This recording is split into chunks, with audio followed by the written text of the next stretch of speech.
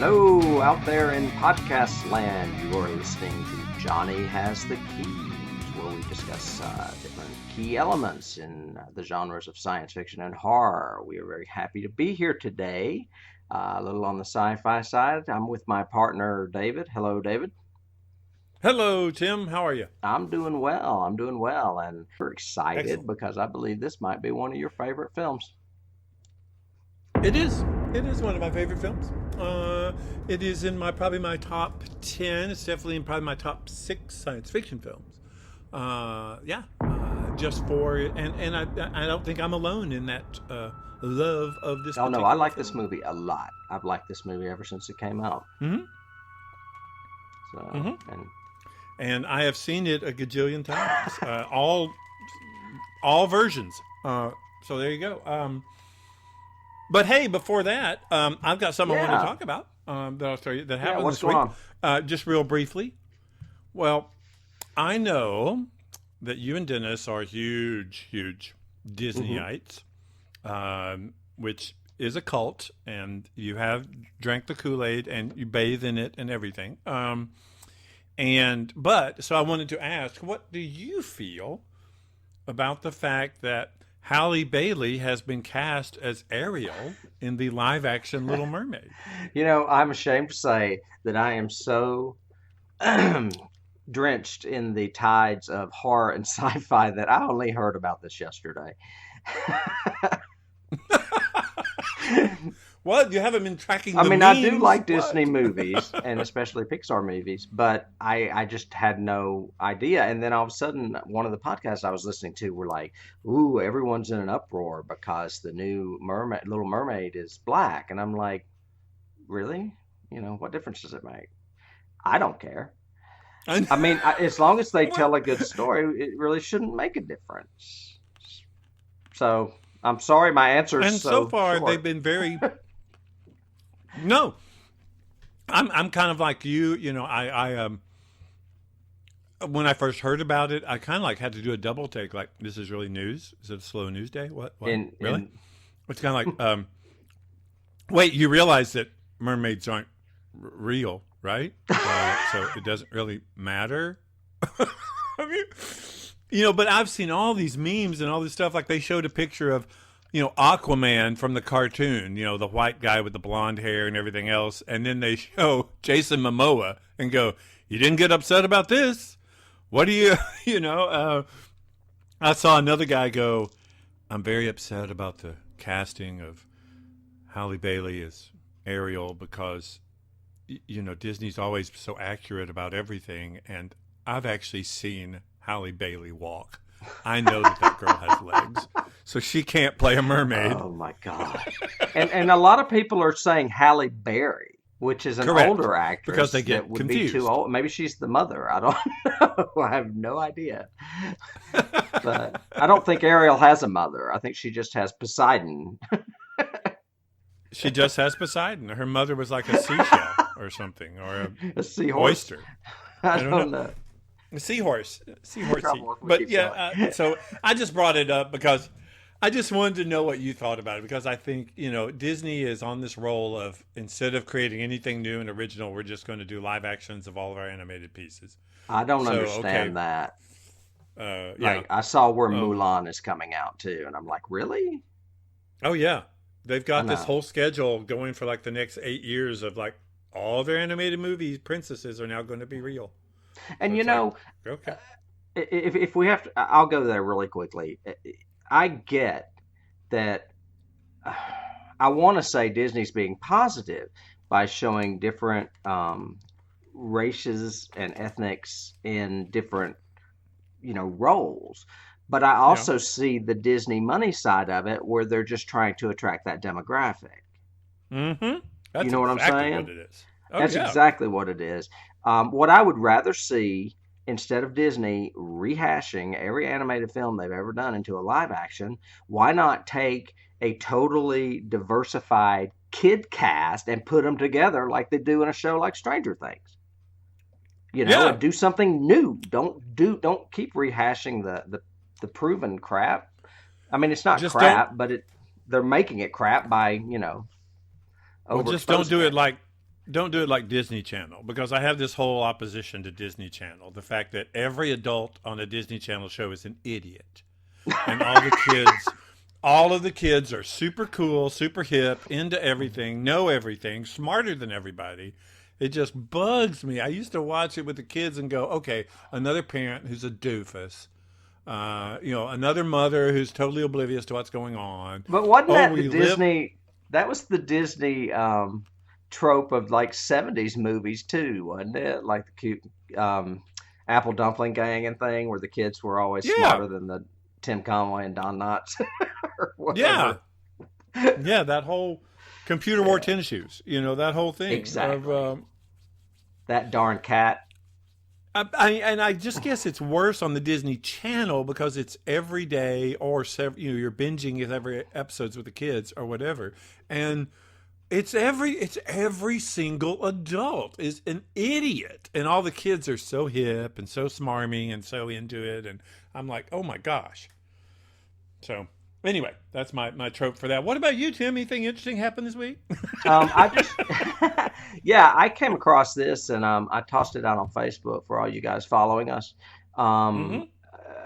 David, it is no secret that we are gigantic fans of The Haunting of Hill House on Netflix.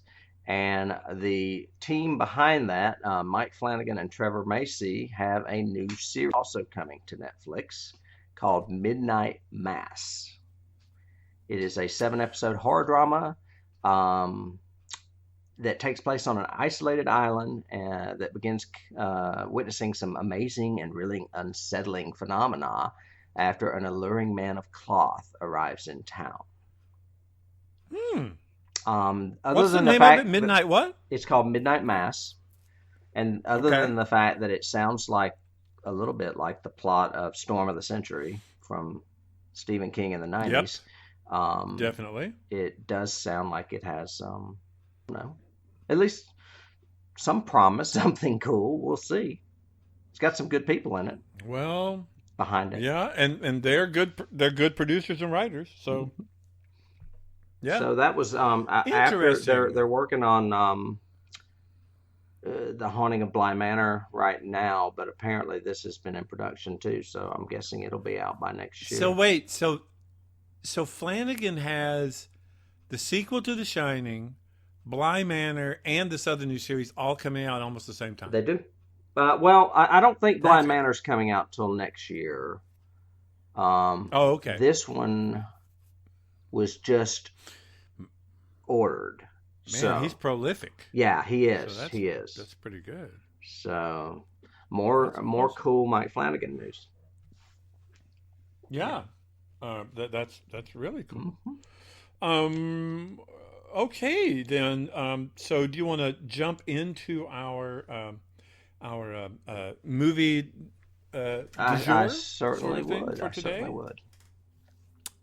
We are, folks out there in podcast land. This is an excellent movie. If you have not seen this movie, I question your sanity and or your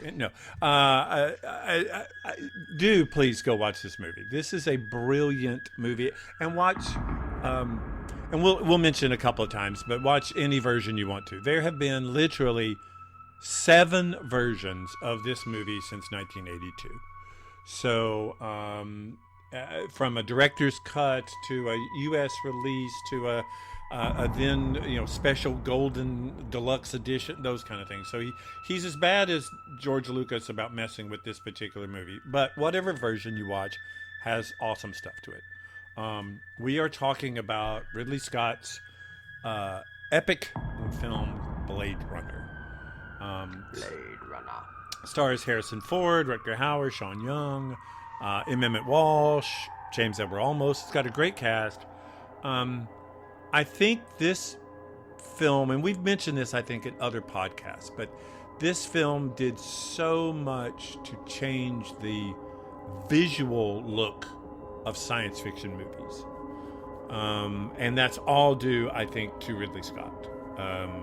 He wanted a particular story. He wanted a particular, but more than that, Scott wanted a particular look from the design of everything to the way it's shot to the lighting, everything. And for those of you who haven't watched it, like I said, go watch it. But in case you haven't, it takes place. takes place now. No, it takes place. was, Yeah, the year is really close, isn't it? yeah. I mean, well, we'll talk. Is it 2019? 2019. Yeah. So. Yeah. That's crazy. And it's set in a future. Back to the future. Yeah. It's set in a future Earth where humanoid-looking robots called replicants are being used in off-world colonies to do all the slave labor. Essentially, they do all of the combat. That when we fight alien races, they do all of the the hard work on asteroids, all of that kind of stuff. But they're not allowed back on Earth because Earth is just for humans, sort of thing. But in case some of them go rogue, which they occasionally do, and end up back on Earth, they are hunted down by a special division of the police called Blade Runners. And these Blade Runners hunt down replicants and essentially terminate them, which they call retire them.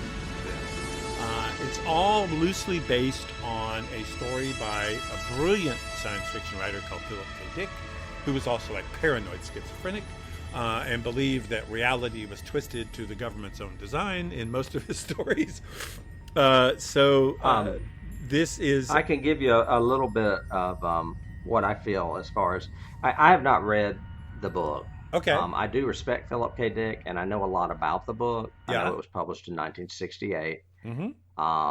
And I know that he died during the filming of this or shortly thereafter.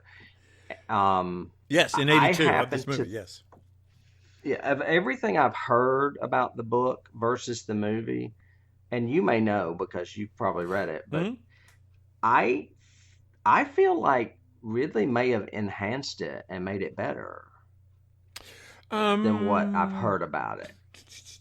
Yes, I definitely. I think the elements that he added to it, the film noirism that he could do in film that you can't do really in novelizations unless you just want to sound like Dashiell Hammett the whole time, kind of thing, added to it. What he didn't put in, which is evident in a lot of Philip K. Dick's stories, is like this is an anti-key, I guess, kind of like Total Recall. Total Recall has that whole government conspiracy, your reality may not be your reality, that whole Matrix kind of feel to it. The fact that you suddenly wake up and realize that everything you thought was one way is actually another way.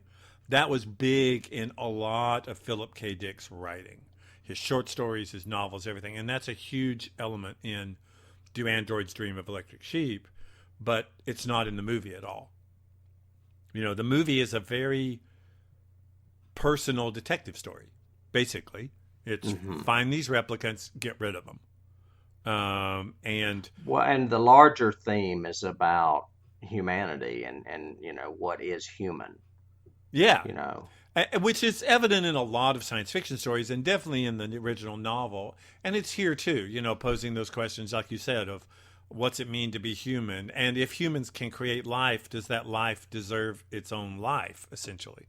Are they really creating life? And if they are, and they're sentient, then shouldn't they be allowed to live? Yeah, and if we had the Civil War in 1865, why are we still enslaving people? You're right. I mean, because obviously these androids were built to be slaves. Yeah, they were built to do the work that man can't do. And I do think they approach that in this in the film, not as much in the book as in the book, of course. But I think they approach that a lot more in expanding it into the sequel, which we'll talk about a little bit too. But this had two people that contributed a lot to, like what you said, to the making it better than the book of Philip K. Dick, which was Hampton Fancher and David Webb Peebles were both the screenplay writers, and the elements that they added I thought were really good. And the whole screenplay itself is really strong. Which version did you watch? Let me ask you that before we jump into some details and stuff. I watched the director's cut that came out in '92, Mm-hmm. mainly because I owned it and I didn't feel like looking for another one. And I also went online, I think I sent you a link, saying that really the only difference between the director's cut and the final cut, which came out in 2007, Mm-hmm. is aesthetics. It's still the minus narration, but he beefed up the color and sort of remastered it for the final cut. Well, and I'm sure if you guys are out there listening and you disagree, please give me your reasons and come on out. But I rewatched for this podcast. I rewatched again the U.S. theatrical release, which is the same one I own, which is the same one that I originally saw in the theater about 10 times when it first came out in '82. And the big difference of it, though, that a lot of purists are upset about was the studio essentially really went massively over budget. Massively. So much so that I read a thing that said that the scene at the very end on the rooftop, they actually shot that literally like hours before the producers were going to take total control of the project away from Ridley and fire him. But he shot the last shot just a couple hours before he was going to lose total control. And so naturally, after it, and he edited his director's cut and all that stuff together, they went, no, no, no, we need all these changes. One of the changes the studio insisted on was a voiceover to help tell the story and propel it along a lot more. The other thing they added was an ending, an uplifting ending as opposed to a down ending. And both of those, I'm sorry, I like. I really do. I like the voiceover. I know people go, oh, so you like your science fiction spoon-fed to you, huh? And I'm like, no, I think it gives Deckard more character to hear his voiceover and that cynicism in Harrison's voice and the way he talks about, they don't do this every day. It's almost like pseudo John Wayne kind of voiceover. And I like the fact that they do give it an ending, but it still is ambiguous. Because the big thing about this plot, for those of you who haven't seen it or whatever, the big thing is Deckard really a replicant hunting replicants? And Rachel, the girl he falls in love with, is a replicant, but she didn't know it at first. And so they're saying, is that the same with, which goes along with the book element, but not played up enough in the film, I think. This whole thing about your reality isn't your reality. Again, that matrixy thing that Philip K. Dick liked. So Deckard doesn't know he's really not human. But is he or isn't he? So they leave it very ambiguous in the movie, at least in the U.S. theatrical version. I think it's very... Okay, let me ask you. In your scene, in the version you watched, so it did not have narration, right? No. And it did not have the happy ending. It ends with him closing the door. It ends with him closing the door. And it also has the scene where he's playing the piano and he has a dream about a unicorn. Yes. Okay.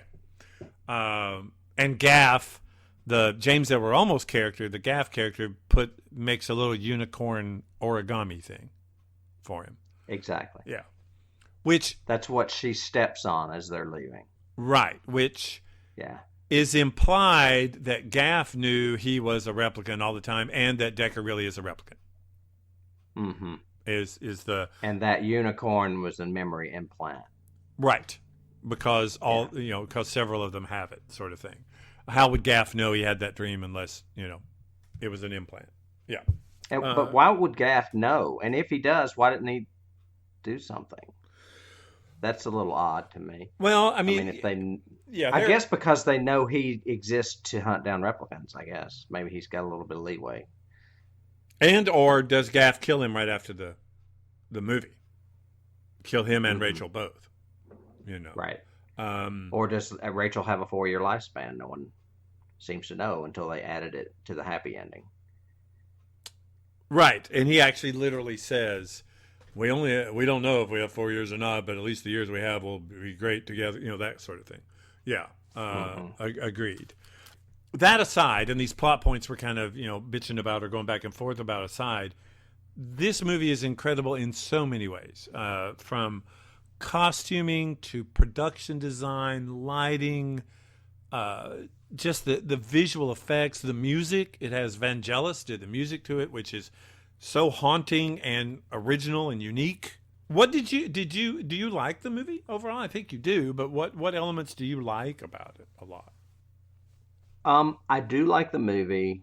I I get why they did the American version, and I do like the element of noir it adds to it. Mm-hmm. You know, the whole Philip Marlowe, Humphrey Bogart, whatever esque thing Mm-hmm. narration. Mm-hmm. Um, from a story standpoint, I like the latter versions better because I don't need the narration. I kind of like being plunged into a world and having to figure things out on my own. Yes, yes, you We've always have. we've Yeah, and we talked about this with other subjects in other podcasts. The ambiguity is part of the reason you like it. It's because you're trying to figure out the mystery of what's going on, Mm-hmm. whether it be the world building or whether it be the plot or both. So I like the version without the narration, and like I said, I don't think it's much different than the final cut, other than aesthetics, from what I've read. So I feel like I watched the final cut, kind of. Um, Yeah. I do. You know, there's way too many versions. And then I know that Ridley and Harrison both prefer it without too, so that kind of makes me go, well, you know what? If they like it without it, then I do too. So Yeah, um, sometimes they don't understand, you know. yeah, but I'm not a big guy on all. I don't need a happy ending. Sometimes I like, you know, I listened to a podcast or tried to earlier this week on The Mist, and you know they added a really bleak ending to that Love that movie, ending. but I don't. Yeah, I don't hate it at all. So, you know, this movie's a little more ambiguous. It's not that bleak of an ending without the happy ending, but Either way, I I mean, found it satisfying. Yeah. and I guess that's why, I mean, the critics that I've talked to before and that I've read online and everything else who don't like the U.S. theatrical say, you know, like I said, that it's spoon feeding, that it's giving you too much, that they didn't really need that. Um, I think it does help, um, just because there's so much in almost every frame of this movie that taking it all in without some guidance helped me. With the Hmm. narration helped me a little bit focus, because I'm easily distracted with all the goodies in the background and everything else. And you know, Ridley Scott loves smoke, rain, mist, whatever he can put in the air. He loves, um, and there's just so much to it that. But I think it's a good balance of the ambiguous too. You know, the first scene with the test and everything else, we don't know Tell what me the about hell's your going on. mother. Yeah, we don't know what the hell's going on. And why does he ask him a question about a turtle? What does that have to do with anything? And then why does he shoot him? I don't understand what's happening, blah, blah, Um, blah. And then you finally get it. Um, but I think it fleshes out Harrison's character, Decker's character. I don't think you would have gotten as much of the cynicism feel or the I'm just trying to do my job kind of feel without it. Um, yeah. but I know, you know, I our friend Joe's the opposite. Joe goes every time he speaks, it bugs me. It interferes with my enjoyment of the movie. You know, so Well, it's so funny that you bring up our friend Joe because I'm going to bring up another key that's just our own personal key is our friend Wynn Thompson, oh my god, who he loves this movie, but it has two of his most hated actors in it that he can't yes, stand. yes. And as soon as I saw it, I was like, "Oh, I forgot how much he hates those guys." Oh, And it's Brian Brian James. James that plays Leon Uh-huh. and William Sanderson that plays Sebastian. Yep. He can't stand them, and I never No. did understand why he hated them so much. Well, he said Brian James can act his way out of the wet paper bag. I mean, his opinion of Well, him, and you see him in other movies and go, okay, so he's still Leon. I mean, he plays that same he's still a character. bad guy. Yeah, that's what he Yeah, does all the time. I disagree. I've always disagreed with him about Sebastian. Uh, Sanderson. yeah, because I think he's really a good actor, and I think he's good in other parts. He's interesting in this. I think it's interesting that Ridley kept his original accent and kept him with that kind of Southern drawl kind of accent in it, that whiny Southern, And compared he's to everyone fabulous in else. Newhart. Yeah, yeah. But again, As doing Larry, the Daryl, and Daryl. but again doing the very redneck sort of Southern guy, but even it's Vermont or wherever it is. Yeah, but yeah, Actually, it is Vermont. but yeah, Wynn does not like either one of them. But he does love this movie for the same reason most science fiction fans love this movie. I mean, Ridley spent months in pre-production of it. It is said in several commentaries and everything else that it takes place in the same time frame and the same alternate world as Alien. We even mentioned, I think, when we did Alien, that there are even some shots from Alien, like control panels and stuff like that, and stuff on panels that he edited into this movie. Yeah. I smiled when the credits first rolled and I saw that Ladd Company tree again too, and went, "Ooh, there's the Ladd Company." This is like one of their 5 movies that they did, and both of them were Ridley Scott, same as Alien. This is probably key territory, but it's not that.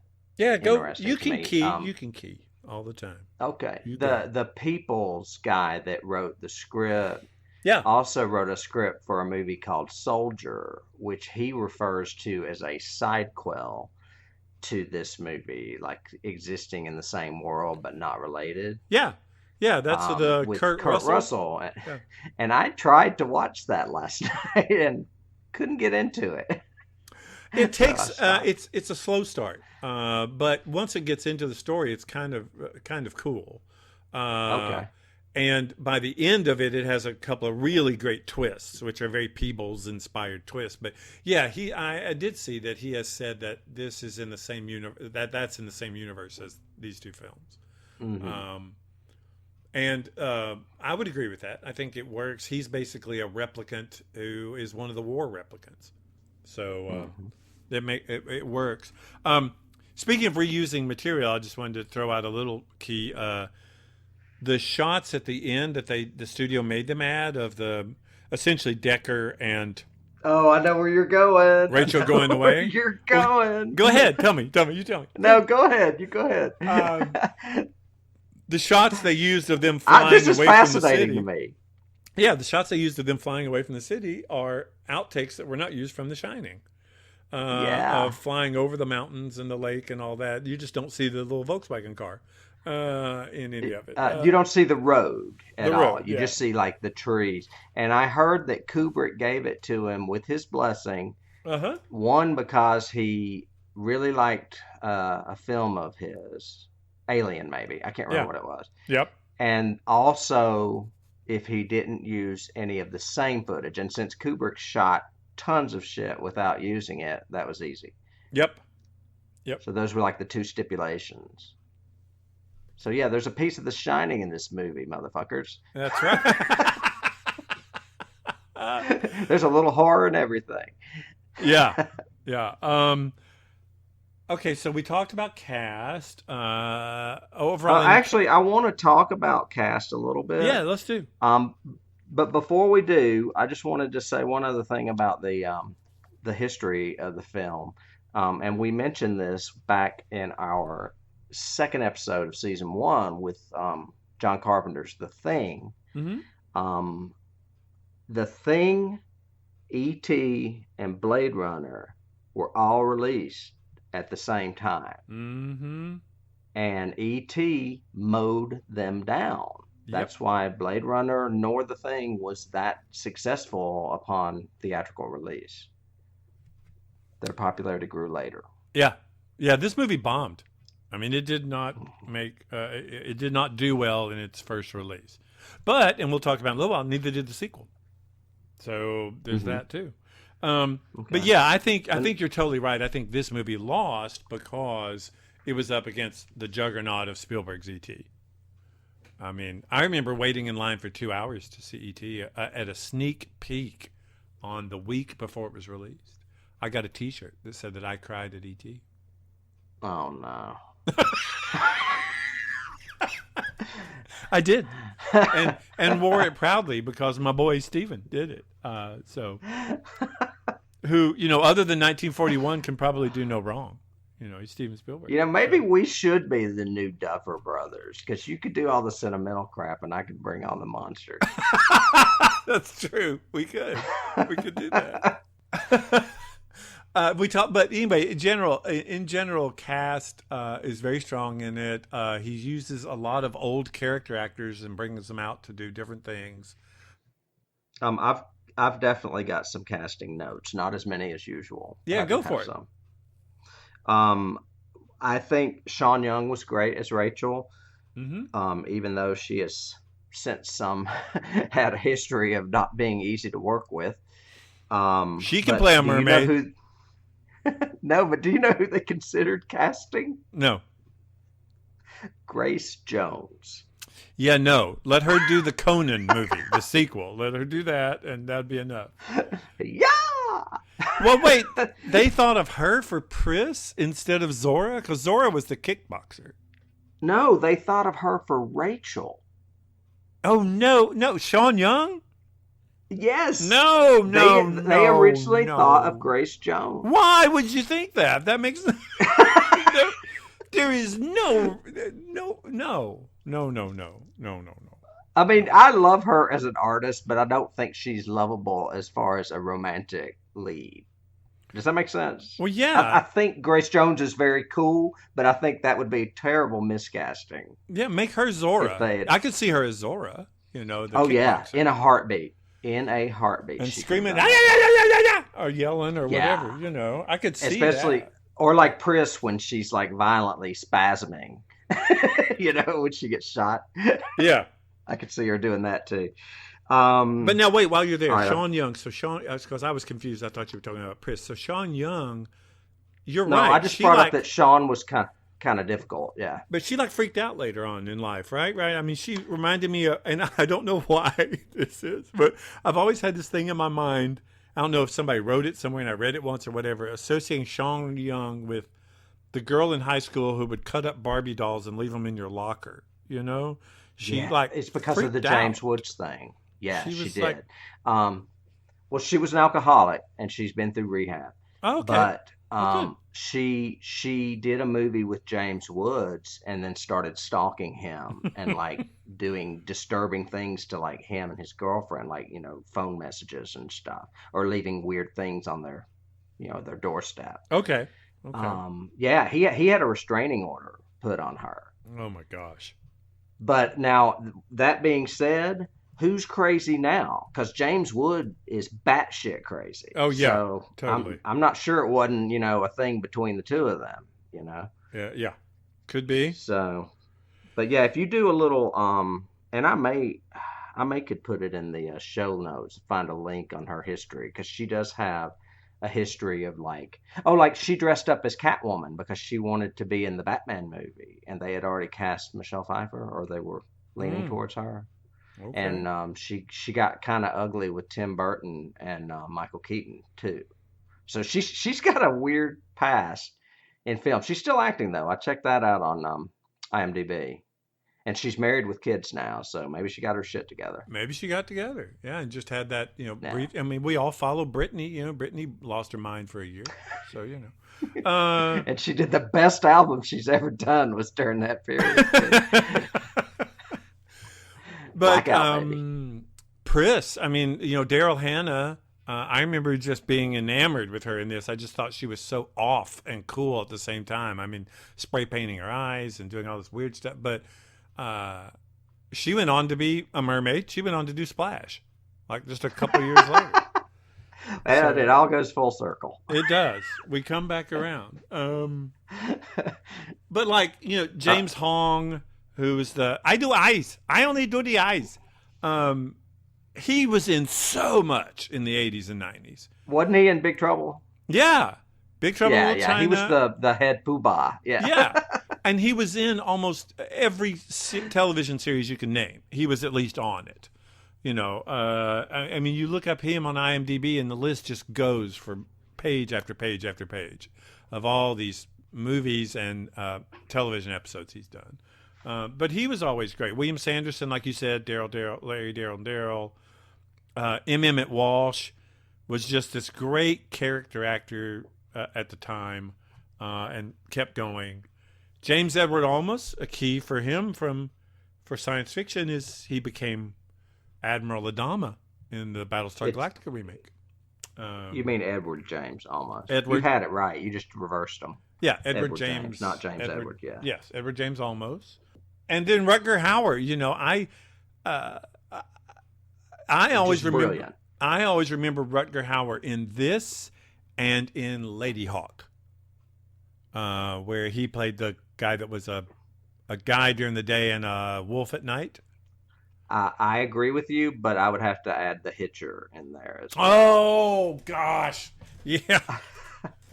The first movie that I remember leaving the theater going, oh, my gosh, I need to watch that again to count how many people died. Because there were like 24 deaths in that movie. Everybody dies in that movie. Yeah, that was I had forgotten about that. That's a good one. Rutger Hauer is he's a phenomenal actor, but I agree with you. I think this is one of his crown achievements was Blade Runner. Oh yeah, sure.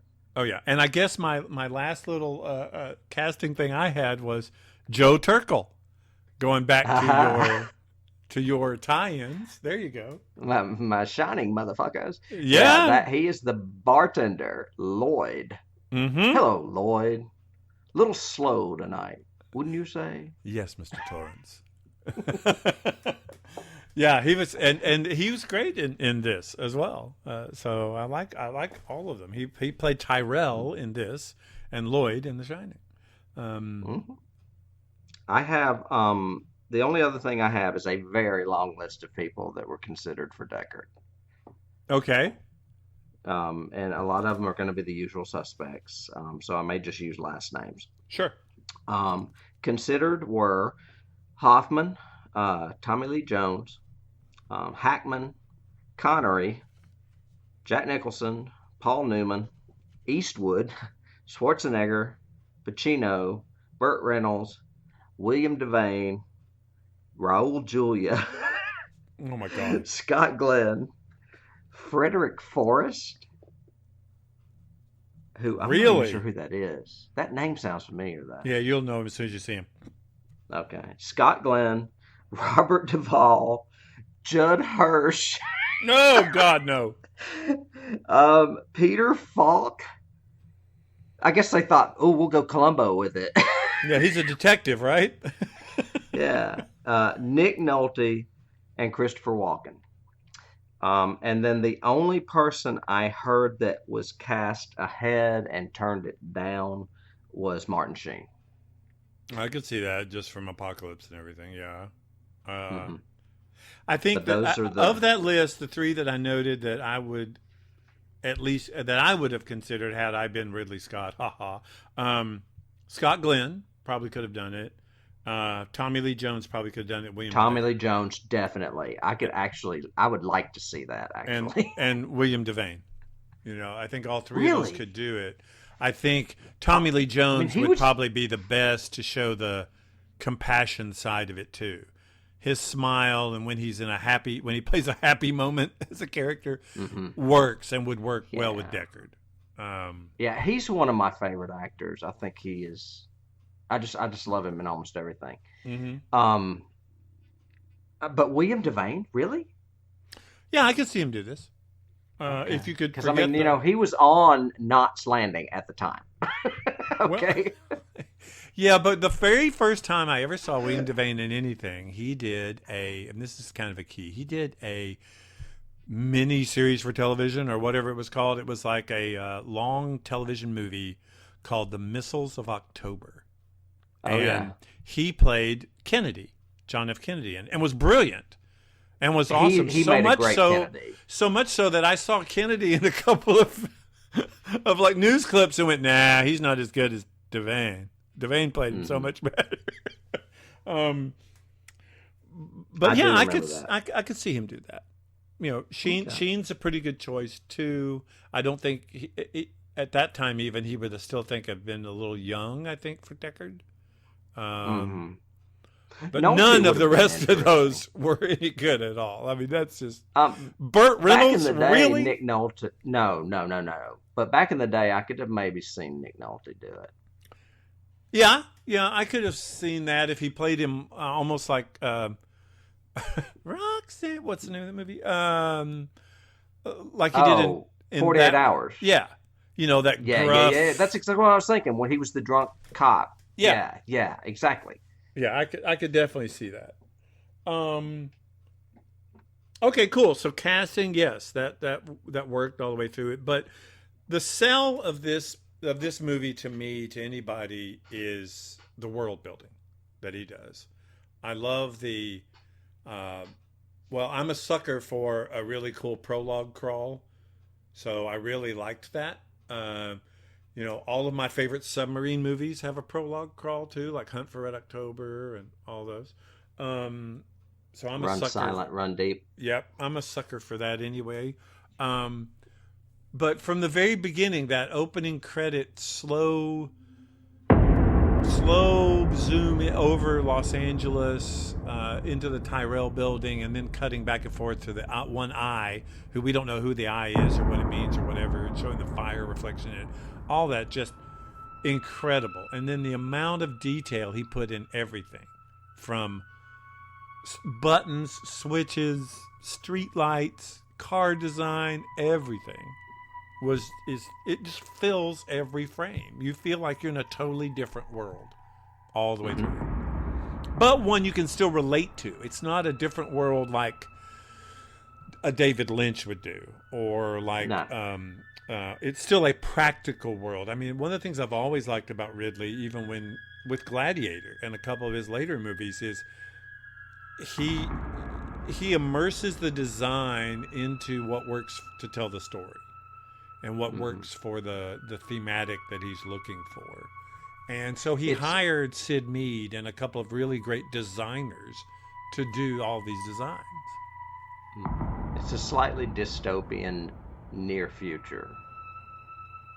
Well, and at the time, when it came out in the 80s and the prediction that it was doing, because we talked about the time frame. So, like, I even have in my notes here, I'm really upset that Roy Batty's inception date was 3 years ago. I mean, because we're recording this in 19 and his inception date was like, 15 or 16. Right. But at the time in 82, this whole look of there's never sunshine. It's a dark look to the world. It's always raining. This whole mix of culture.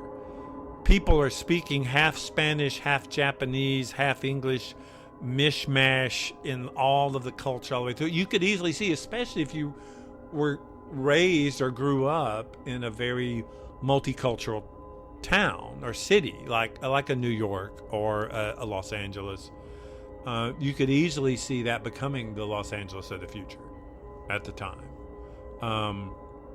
I like the fact that, unlike Fifth Element, which Fifth Element is a big, this was a big key for Fifth Element in their design. They have all of every car is a spinner car flying on, highways in the sky kind of thing. Whereas this one, the only people that fly are cops. Everybody else is on the ground, which is cool. And which would make more sense. Although now we know in a practical future, the cops will probably end up being drones. That will fly and check up on us and do all the arrests and all that. But it's just, I mean, everything, the Bradbury building that he used, everything has this mix mash of future, but in a very dystopian 40s-esque film noir style. And the aesthetic is definitely noir-ish. Oh, always. The setting is plausible. It seems like, it's almost as if it's overpopulated, maybe, which is weird when you get to the second film, because it seems like there's whole areas that are left, abandoned. Yeah. But this city definitely seems overpopulated to me. Oh, definitely. Los Angeles is very overpopulated in this. And he does it in such unique ways. I mean, they complained, and you hear a lot about the making of this movie and how over budget he was and how late he would be. And we know from, researching Alien and talking about that there were a lot of times where he's very specific about what he wants and can take hours to light something or to get the right camera angles and lenses that he wants. Yeah, he's not an actor's director. Not at really all. at all. No. But it works. I mean, he creates these worlds that are so immersive and so iconic, really. I think this movie went on to be a key for a lot of movies inside. Like I said, I think it's one of those ultimate change in the way we view science fiction. I don't think you would have had The Matrix if you hadn't had Blade Runner. It was so into that dystopian kind of future. And now that you mention it, I mean, there's a lot of that now, and I'm wondering, how we talk about how Night of the Living Dead or The Exorcist spawn their own subgenres of horror movies. Mm-hmm. Do you think Blade Runner is responsible for all these dystopian things we're seeing now, like the Hunger Games and things like that? Oh, yeah. Yeah, I've even got the note here. This was Hunger Games. Okay. This was that whole kind of, but we don't get the government in this. Instead, in this, it's corporations, obviously, that are running everything, which is the same way, which is isn't a theme in Alien, too. Correct. Yeah. And a big thing that came, even though it was before this, but Rollerball was really a key. Oh, yeah. that first projected that we would not have countries in the future. We would have corporations that control individual things that are needed in life. Like you will have for lack of a better word, you'll have the projection is you'll have a Monsanto or a ConAgra kind of conglomerate that controls all food for the whole world. And if you want food, you go through them. That's just, I mean, I guess the bigger question I'm trying to ask is, I mean, it's obvious that, I Am Legend was a monumental book that spawned things like Night of the Living Dead and trickled down. And I don't know whether Do Androids Dream of Electric Sheep did that, but I'm beginning to think that maybe Blade Runner was the cinematic equivalent of starting almost a genre. Well, actually, The Hunger Games was a book too, so I don't know.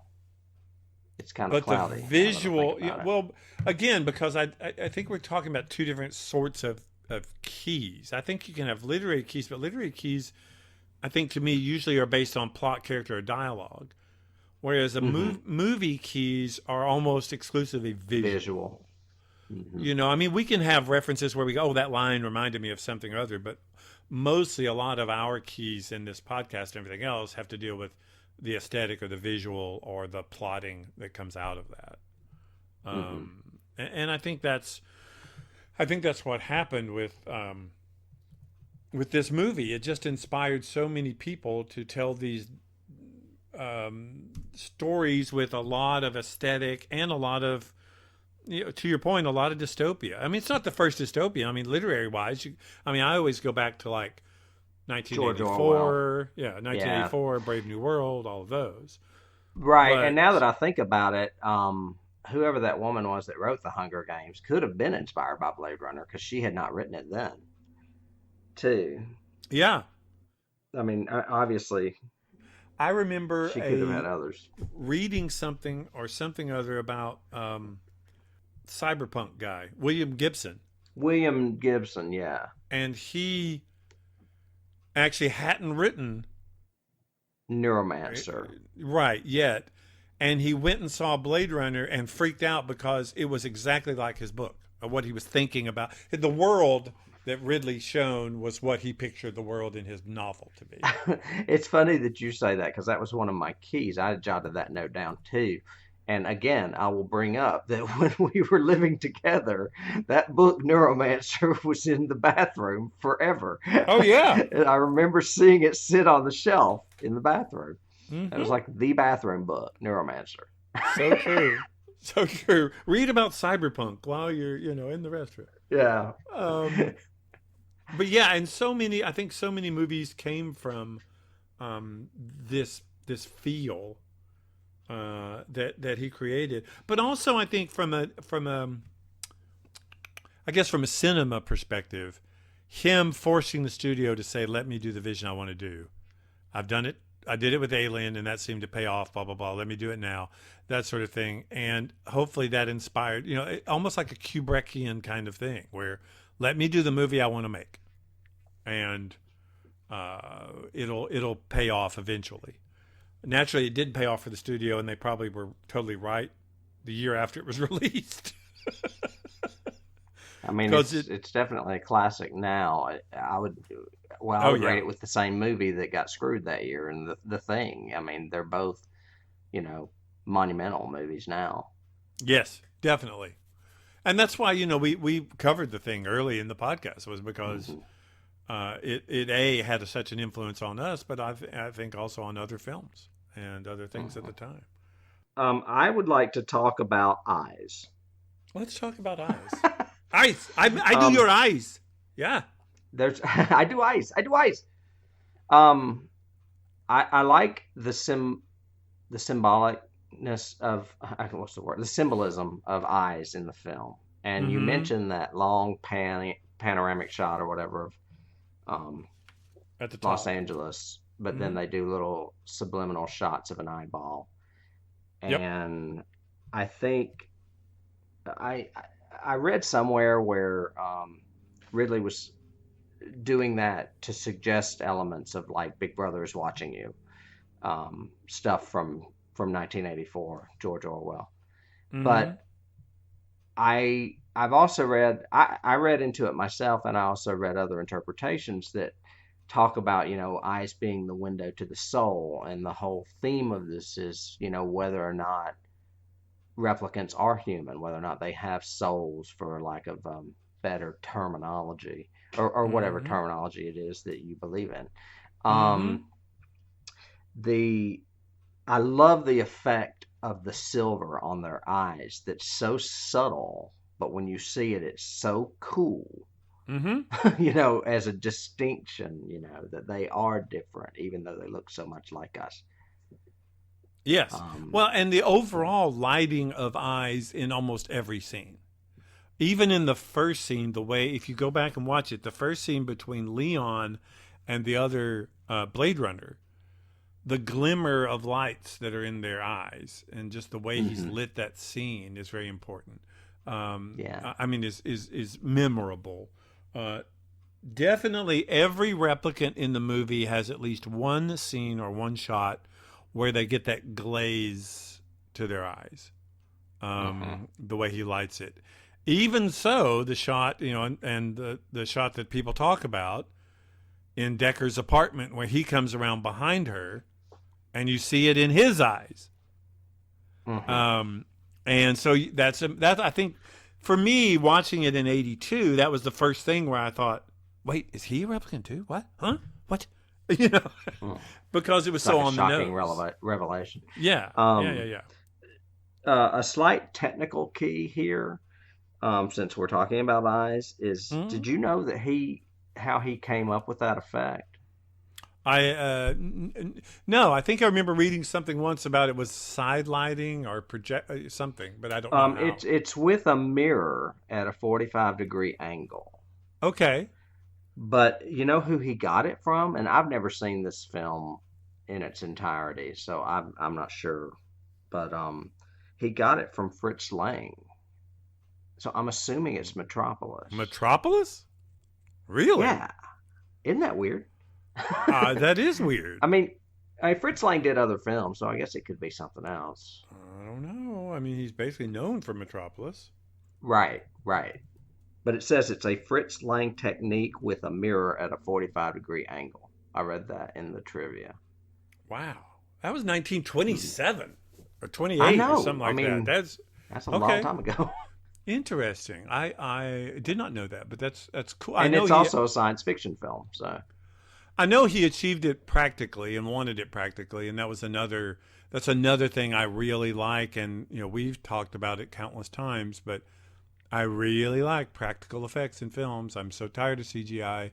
I take the time to let these artists go and build their models and build their practical stuff and do it because I like it a lot better. I heard someone discussing this on a podcast yesterday. I mean, I think same subject. I think, when we jump here in a minute to the sequel or whatever, the CGI they do use in it works. But a lot of times I can tell, and it bugs me because I'm going, that's not a model, that was a computer. And that effect was generated in a computer offset, So, but my last comment about oh wait, are you through with eyes? Because you were talking about I am through with eyes. Okay. That was my last little bit, yeah. The last thing I have kind of like the aesthetic and the world building and the design and everything else is even down to little stuff like how do you boil an egg? And instead of it being in a pot, blah, blah, blah, he wants designed this big tube that has boiling water in it that you see in the kitchen. Yeah, it's shaped more like a blender than a pot. Yeah. Right. And Tyrell's glasses. I think I've always used that as an example of design work for a movie. You could have just put him in any freaking pair of glasses you want, even change the frames out a little bit. But he goes the extra design of this kind of weird bifocal centered, the way the glass is cut. It's just very unique and very different and very to the moment of, wow, that's obviously a different world. Well, and that also falls into the whole eye thing. I mean, there's a lot going on about vision and in this movie, and it carries into the second movie as well. I agree. With Jared Leto's character being blind. I agree. And the whole subtext of, do you really see the world the same way? And do you really see what's in front of you? It's a deep subtext. Yes, all the way through. Rachel doesn't see that she is a replicant, but she has memories that she feels are real, and they're not. They're created. Leon, as doofus as he is, he collects pictures and likes pictures. So yeah, there's a lot of that visual, I don't want to say eye candy, but reference to eye and the use of what you see in eyes in the whole thing. What else? I mean, we've thrown out a bunch of keys already, but there's others. Well, I was getting to turn the page. I was getting ready to turn my page, but I found one more note that is a little bit out of context. But Did you know that there was an earlier version of the script where Tyrell was discovered as being a replicant? And his body was, it says in an early version, Tyrell was discovered fake by Roy Batty, and that his body was in cryo in the center of the pyramid. I had never heard that. That's like an homage to Walt Disney key. Yeah, I know. I was like, that's kind of creepy sounding. Because when he puts his thumbs in his eyes or whatever, he finds out that he's not human somehow. Wow. And back to your eyes. How does he kill Tyrell? Yeah. Exactly. Blinds him. Mm-hmm. Which is very, oh God, you could go back into Greek mythology with that shit. That's pure Oedipus. Yeah. And all the way up to Game of Thrones. They did it in Game of Thrones as well. Mm-hmm. Interesting. I did not know that. But it would be a kind of a cool thing. It would have been a cool layer to add on to it. Mm-hmm. I have some interesting trivia other than that, if you want trivia is always good. Yeah. Daryl Hannah chipped her elbow in 8 places when she got hit by that car, or in that scene where she's running through the street and gets knocked down. No, she's running from Sebastian and runs into the window. She trips and hits the window of the car. Yeah. And I heard she'd gotten hurt. I knew it was a car. Yeah, she's still got problems with that elbow, I read. And was that her first movie? That's her first movie, I think. I think it was. And what's wild is when you watch the scene keeps going after that. They don't cut. She falls into the window, and then she turns around. And they have that whole dialogue scene together with Sebastian and her. Mm-hmm. So it's that's interesting that she's still suffering for her art. I've got the snake was really Joanna Cassidy's pet. Mm-hmm. I'd heard that. That's interesting. I had heard that. And I love Joanna Cassidy, by the way. Grace Jones would have been good in that part, but I still love Joanna Cassidy in that part. Me too. She's great. Me too. And good eye candy too, so it's not bad. every time I see her in a movie, I'm like, oh my God, it's Joanna Cassidy. And Dennis looks at me like I'm from another planet because he has no idea who that is. um, Rutger Hauer improvised a lot of his final speech. A lot of it was cut by him, too. Did you know that? Yes, yes, I did know a lot of the, because I've used that quote before. That whole, I've seen things that you've never dreamt of, and All these moments. Yep. I've seen things you people wouldn't believe. Attack ships on fire off the shoulder of Orion. I watched sea beams glitter in the dark near the 10-house gate.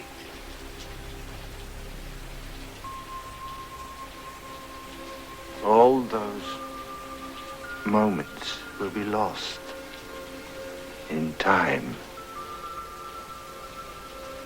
Like tears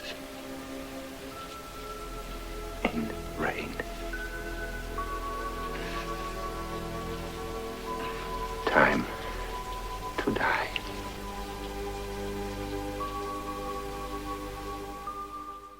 But I do like I do like that whole last scene and giving Roy Batty or the Rutger Hauer character those moments with the dove and just him accepting his own death, kind of thing. That was good. I really liked that as a climax for the film. I've got a few other trivia things, but I was also leading into keys, so I don't mind if we segue into both. Yeah. Harrison Ford had problems for years with this movie, mainly because of Ridley Scott and because of the voiceover, because he didn't want to do the voiceover either. Mm-hmm. And I know that you have met him. That's why I texted you last night and asked you if you had ever talked to him about it, because his wife, Callista Flockhart, is from Morristown, Tennessee. Yet another weird connection that we have with Morristown. And he comes to Morristown sometimes, just like Lily Tomlin, whose wife is also from there. Yes. I just had wondered if maybe you had asked that, because I knew this was your favorite movie. I knew you'd had the opportunity to talk to him, and I just wondered if you had asked him why, or if he mentioned it to you. But obviously, you have not talked to him about it. That's right. So I'm curious. I would love to hear some of his stories about Ridley Scott, because actors probably don't like him. I agree. I think so, probably. But Harrison is so, like a lot of actors, he's very much not into his own work, kind of thing. It's an introvert kind of thing too. Yeah. And especially Harrison, he's one of the nicest guys you could ever imagine. And I know that's a cliche phrase, but it's so true. And, because when Lucas found him, he was a carpenter and had no aspirations of ever being an actor, and then ended up being this multimillionaire with all these iconic movies. And in interviews that I've seen with him and everything else, he's usually not one to talk about good, bad, or indifferent. He'll talk about his own character and whether or not he wants to do something or not.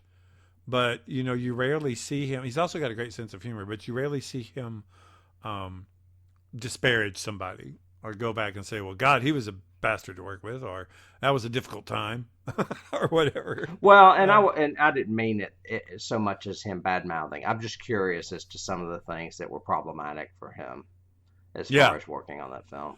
Well, no, I've always, the few times that I have seen him and have spoke to him, I've always wanted to ask him what it's like.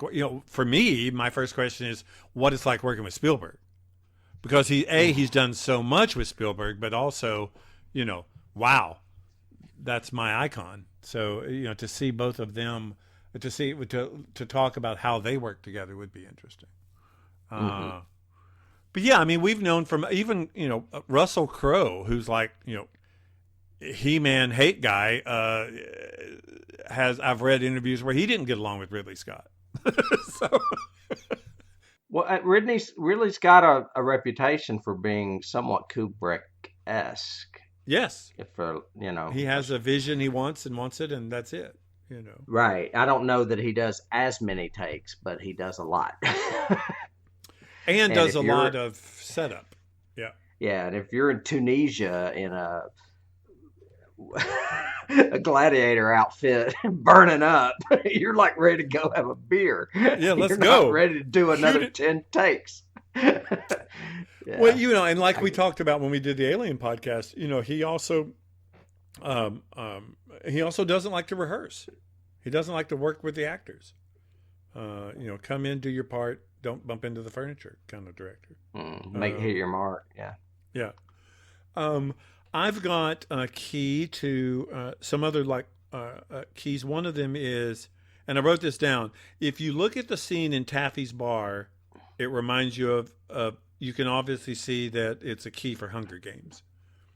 There's so many times in this movie where he shows things that aren't part of the action just to create the scene or the feeling or the atmosphere, the aesthetic, whatever. And a lot of directors nowadays don't do that. You don't see that a lot. But like, look at the Taffy's bar scene where Deckard's there having a drink with the guy. They spend like all these other shots, you know, a good minute and a half of just showing people partying and drinking and smoking and all of this with these weird hats and weird costumes and weird facial hair. And as soon as I saw it scene again, I was going, okay, that's where they took Hunger Games from. The whole Capitol and the way the Capitol is so weird dressed and the people are so snobby and all that. And then I've got one with, did you do research on the Bradbury building, Sebastian's building? I know that it's been used in several films. I mean, like dozens. They tried to discourage him from using it because of that, and he said, "No, I'm going to use it." But used it in a way that you barely recognize it. You know, with all of the interior being so decrepit and raining inside, all of that. You know, very Ridley, very cool. But yeah, the key I had from that, the biggest one was, and the first time I remember seeing, I'd seen the movie probably earlier, or this television episode early, and then watched Blade Runner in 82, and then later on, late 80s, saw it again in rerun and went, oh my gosh. And it's Demon with a Glass Hand, the Outer Limits episode, written by, Harlan Ellison. Harlan Ellison. And it's set in the Bradbury building. I didn't realize that. See the elevator going up and everything else. But used in Quantum Leap. I mean, literally, if you Google it, you'll see dozens of television and movies that use the Bradbury building. And the fact that he actually called it the Bradbury building, which at the time I thought was fake. I thought, oh, really? You really went like cliche and called it the Ray Bradbury building or whatever? But it's not. It's based on another architect who's our investor or something. Anyway, his name was Bradbury. But I thought that was one of my keys. I forgot to write all these down, so you may have to help me. Sure. But all the replicants have an animal connection. Zora has the snake. Yeah. Rachel is the sheep because Rachel is Hebrew for sheep, for you, which is a female sheep. Yeah. Batty is howling like a wolf at the end. But I can't remember what Leon was. He would be a cow. No. He would be an earth no, it makes perfect sense. I can't remember what it was though. Well, I would say turtle because that may be it. The turtle. That's his question. And then Chris was the cat. Yep. Was there a cat involved with her? Something was. Oh no, raccoon because of her makeup. Because of the makeup, I could see that. Yeah. Well, and if we wanted to carry that further, then I would posit that Tyrell would be an owl. Tyrell was the owl, and Deckard was the unicorn. Unicorn, yeah. That's kind of interesting. I did not know that whole theory thing, but it's kind of cool. Yeah. Well, and they do it again in the second movie. and I'll go ahead and say it now, but there's little carved animals in the second movie, and the start of the letter of each of those animals spells out the word Rachel. It's like What? Rachel. Yeah, it is. I didn't write it down yet again, I but did not it's like, catch that. Really? yeah, it is. Yeah, it's shit. I knew I should have wrote this stuff down. We were jamming to do this episode, so we were trying to do both No, films, and I was like, I I did didn't write not down know everything. that. That's a cool layer. That's very Hampton Fancher, though. He's very. I love his dialogue, and I love the layering that he does in his screenplays. So Hmm. that's really interesting. I mean, because the tie-in, for those of you who may not know, is uh, Dennis, whatever his name is, Villeneuve. Villanueva. Villeneuve. Villanueva. Villeneuve. Um, It's French. I mean, it's French. No, it's Spanish, I believe. but he directed the sequel eventually to Blade Runner, called Blade Runner 2049. But the screenplay writer was the same as Blade Runner, so it Mhm. worked. It worked well for a tie-in. And you know, I have on my list. It is probably one. It is definitely one of the best sequels ever made. I think, in my opinion. Okay. I mean, I I put would it say up there Wrath of with. Khan is. I put it up there with like Wrath of Khan, Dawn of the Dead, Godfather, Road Warrior, all those that are. The second movie is as good or even better than the first movie. Um, Terminator 2, Dark Knight. I mean, there's several that are good, but it's up there with them. Um, Lethal Weapon. lethal. No, not lethal. No, not Lethal Weapon. I'm just kidding. I just wanted to see if you're paying attention. Before we move on to that film, I had one key that you just mentioned, and it's Yeah, the Batman movies, the Christopher Nolan Batman movies. yeah. Nolan has admitted himself that he was totally inspired by Blade Runner to do those Batman movies. Really. Hmm. I could definitely see that in Dark Knight. Yeah, I could see that. And I then I liked. don't have any other keys, but I have some awards. Sure, do awards. It was a nominee for an Oscar for art direction and FX. It was a Hmm. Golden Globe nominee for score, but it was a winner of the BAFTA for cinematography and costume design and production design. So Mm, England appreciated it more than the States did. of course. Well, that makes sense since Ridley is English. So, True. yeah, they probably would. Um, yeah, I felt sorry once I was doing the research and found out, how the movie didn't make money and blah, blah, blah, blah. But I'm glad it has been accepted for the status that it has now. And I'm sure in many lists of top 10 science fiction movies in history, it's probably up there.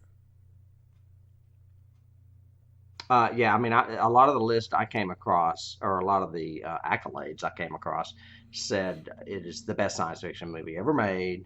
It's in the 1001 movies you must see before you die, as is the Hmm. sequel.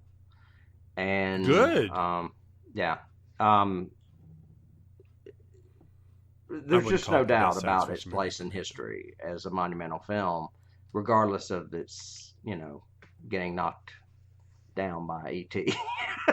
That's a Right, horrible visual, isn't it? I'm right. going to punch you. Pop. Phone home, phone home. Bad replicant. Bad replicant. Uh, and it didn't.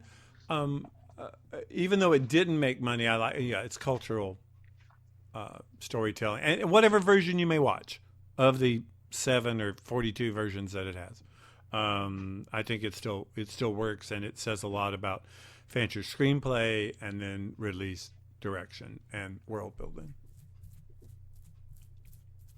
which kind of is a good segue to Dennis Villanueva. Villeneuve, whatever you'll pronounce the Villanueva. yes, because I think that movie is a direct testament to his visual. Because the sequel to is so for those of you tracking along at home, We'll do a double header this week, and we'll talk about the sequel to Blade Runner, which is called Blade Runner 2049. Came out in 2017, I think. Did it? 17? October 8th. Okay. And basically, the only thing I wrote down here for the subplot, for the plot of that one, is basically a young Blade Runner discovers a long-buried secret, which leads him to track down a former Blade Runner, Rick Deckard, who's been missing for 30 years, and they discover a secret. The big difference between the two movies is, well, it's set, 40 years later, or 30 years later, essentially. And now in the future, the Blade Runners who hunt replicants are replicants. So they're using replicants now as slave labor, even more so than it was in, 2017, or 2019, which was the movie. And again, it's got a great cast. Harrison Ford comes back to reprise the role of Deckard. Ryan Gosling, I thought, did a phenomenal job as K. That's his only name, is K. This is the first. I've heard a lot about him, but this is really the first movie I think I've ever watched with him in it. Oh, really? Yeah. You haven't watched any other Goslinginizations or whatever? No. We did mention Britney Spears earlier, and he was a Musketeer with her. I do know that. Yeah, but you didn't watch, you have to watch The Notebook. Everybody has to watch The Notebook. Because... No, I haven't. Yeah. It's not scary enough. It's right in your... Oh, it's pretty scary. For a lot of us, it's damn scary. I mean, he has done several movies that he's been nominated for, I think, and I've just not seen any of them. So I was kind of happy to see this. I was like, well, I'm finally going to get to see him in a movie. You know how, you go through history and there are those odd pairings, separated at birth sort of things, like a Steve McQueen, Paul Newman, where they... him, to me, is Jake Gyllenhaal. Jake Gyllenhaal and Ryan Gosling are the separated at birth sort of pseudo-clone twins in that. His big one lately was La La Land, was Ryan Gosling. Yeah, I haven't seen that. Yeah, I saw it, but I don't want to talk about it. Okay. Now, this does have two female characters that I really, really like in this movie. Three, actually. I do kind of like the love character, too. But Joy. Joy is awesome all the way through, not just from a really sexy and great to have as a companion, but just the way they tell her story arc is really great, and the way she does it is good. But I also like Robin Wright in this. And I was so afraid going into it that she was just going to be her character from House of Cards. But she's not. She's really Robin good. Wright stars as Glenn Close in Blade Runner 2049. Yeah. I mean, it was good, but it was a role that I could see Glenn Close doing, Yes. Well, especially after, what was the one we watched? Girl with all the gifts? The girl with all the in? gifts. Yeah. But Robin Wright has come so far from Run, Forrest, Run. I mean, come on. She's done a lot of good stuff. What did you think of this movie then, compared to Blade Runner? Because had you seen this one before this week? I had not. I watched it for the very first time last night. Okay, so give us your first impressions, or what you think, or what you thought. I think I love the cast. I think the visuals are pretty stunning.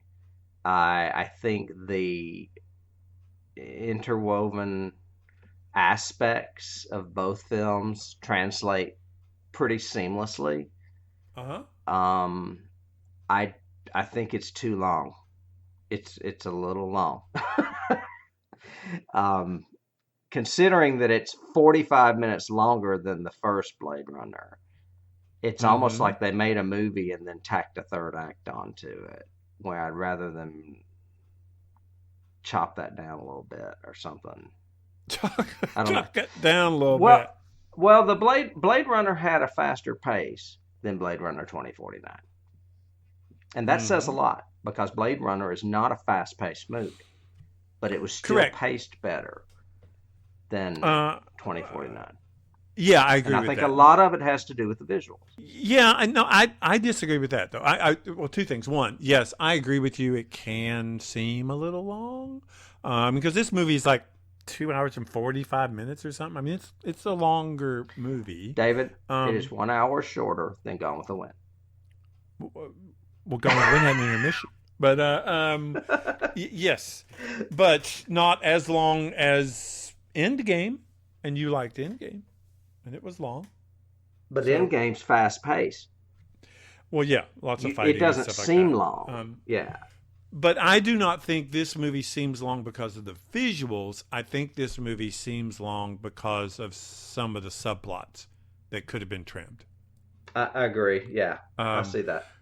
I could, even if they kept the whole beginning, the whole Agra Farm replicant kill, even if they trimmed that just a hair, it still would have worked and kept presence and everything else. So a lot of it, I think, has to do with just him being able to trim down some of these plot points.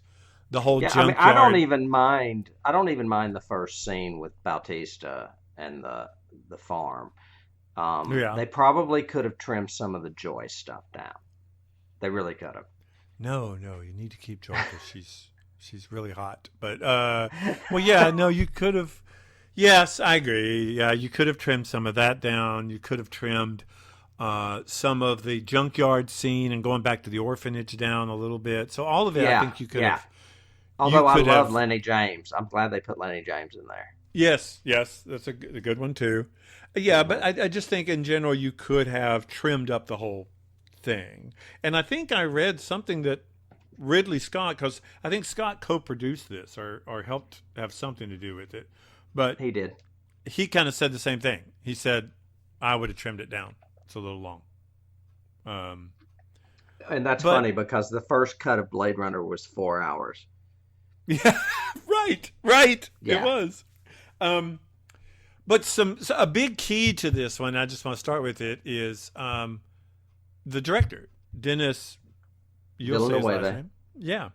Uh, the other movie, which we've already covered, I think we did last season in a podcast, was Arrival. Yes. Was his other movie, and a brilliant movie, and that one's very well paced. So it wasn't like he can't do it. Maybe he did Oh, get wait. just carried away. I just found a key vortex. Okay, a vortex, cool. We not only did a Villeneuve movie last season, we also did a Ridley Scott movie last season. So we've done Yes, we did. one of each season. We're kind of caught in a little vortex here. Ooh, that, That's weird. there you go. That is kind of cool though. Hmm. Uh, And there's going to be more because we've got some other movies coming up this season that'll kind of tie into stuff from last year. well, so your initial impression was, other than long, you really liked it though, right? And you liked it from a storytelling and a casting perspective and all that, visuals. I did. I think the story alone is great. Mm-hmm. I think it just could have been trimmed. Okay, yeah, that makes sense. Um, I have to admit, when I first saw this movie, because I finally broke down, because I'm not big on reboots. I'm not big on sequels unless they kind of work. And I was very trepidatious going to see this movie. I was thinking, oh my gosh, I love Blade Runner so much, and they're just going to hack it all to pieces, and it's not going to work, and yada yada. And came away totally thinking the opposite. I was very blown away. I really liked the fact that they told the story so well as a sequel. And you were sad that J.J. Abrams wasn't attached. No, I was happy that it wasn't JJ just trying to, oh, never mind. Bring the gang back. But yeah, I think Harrison did a great job, being Deckard again. I loved the addition of the Jared Leto character, Wallace or whatever his name was.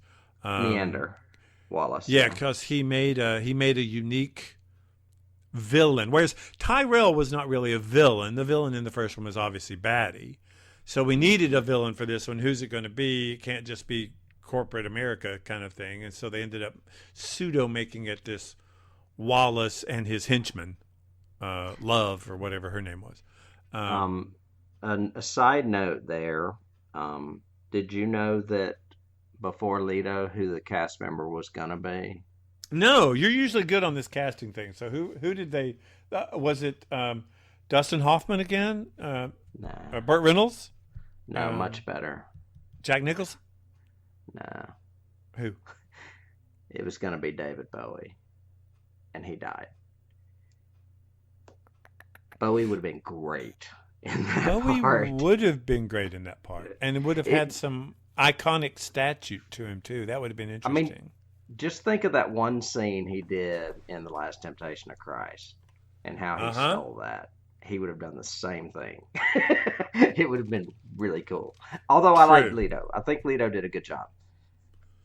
Yes, I liked Leto, and I liked his whole characterization. I liked making him blind, having the probes. I mean, all that kind of stuff. It was really cool tech work too.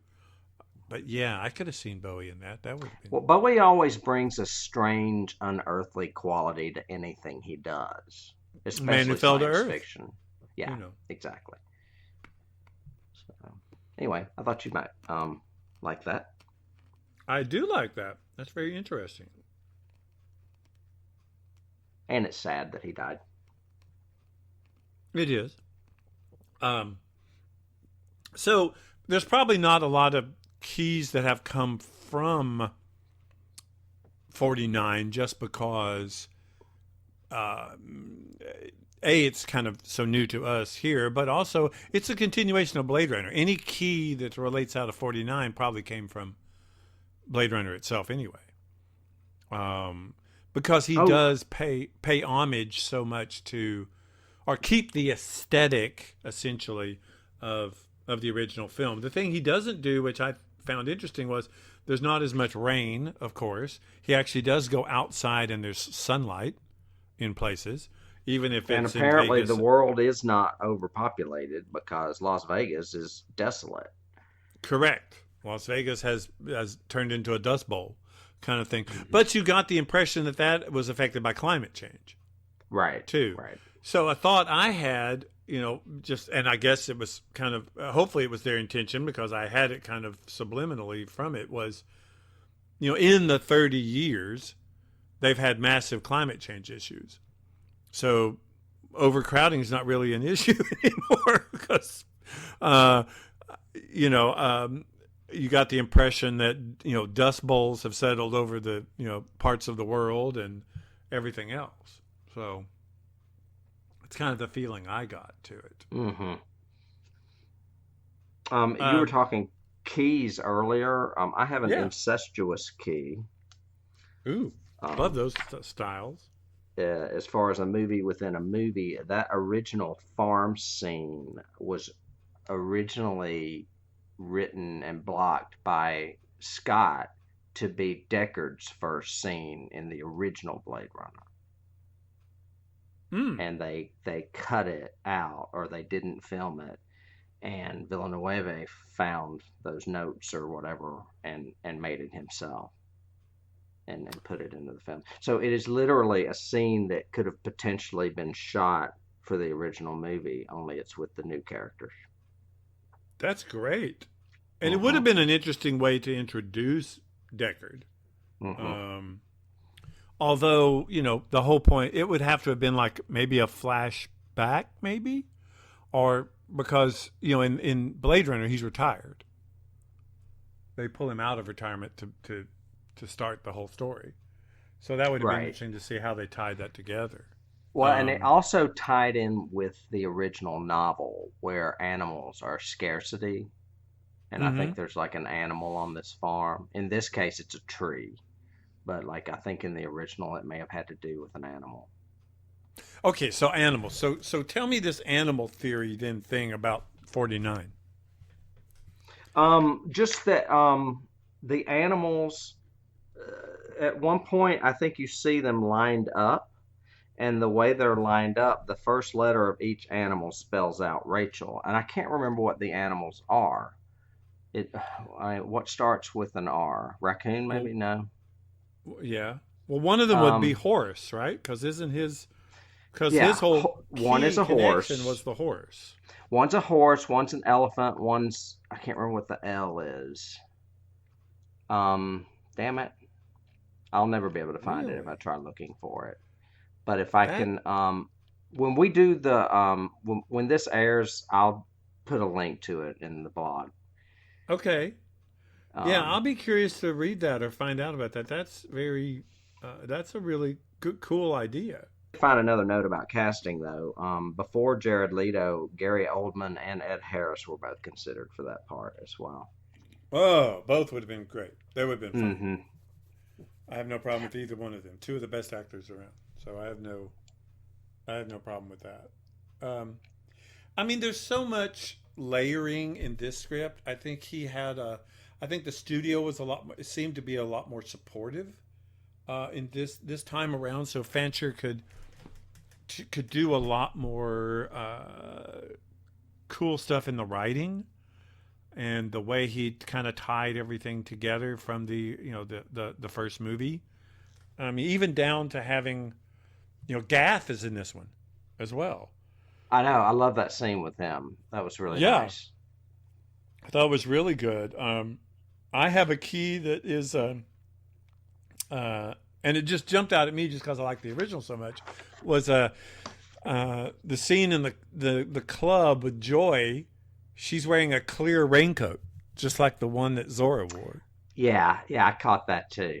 I thought that was so cool. I was going, okay, Hmm. that's a little one. That was pretty cool. In the casino thing.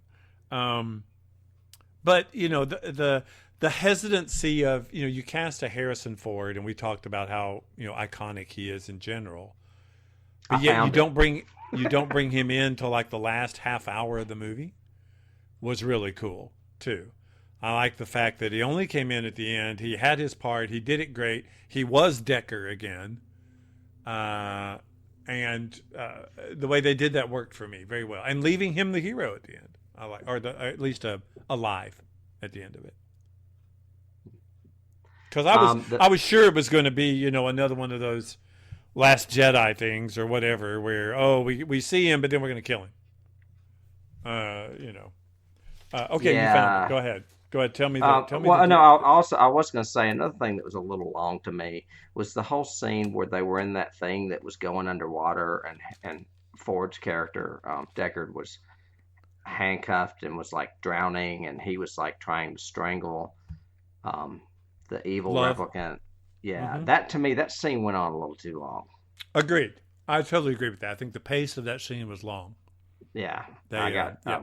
I got fatigued with that. Okay, the thing I found, it says the first letter of the names of each of the wooden animals that Deckard carved in the film: rhino, antelope, cat, horse, elephant, lion. Spell Rachel. Holy crap! I did not know that. That Yeah. is cool. That is really cool.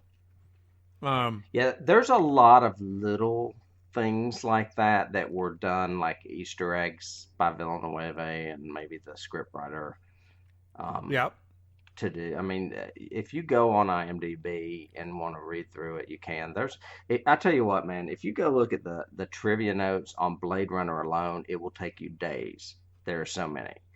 Yeah. But Blade Runner 2049 has its fair share as well. And that's why I didn't write everything down because we were in a hurry. But that was one of the ones I found that was kind of interesting. Interesting. Um, That's really cool.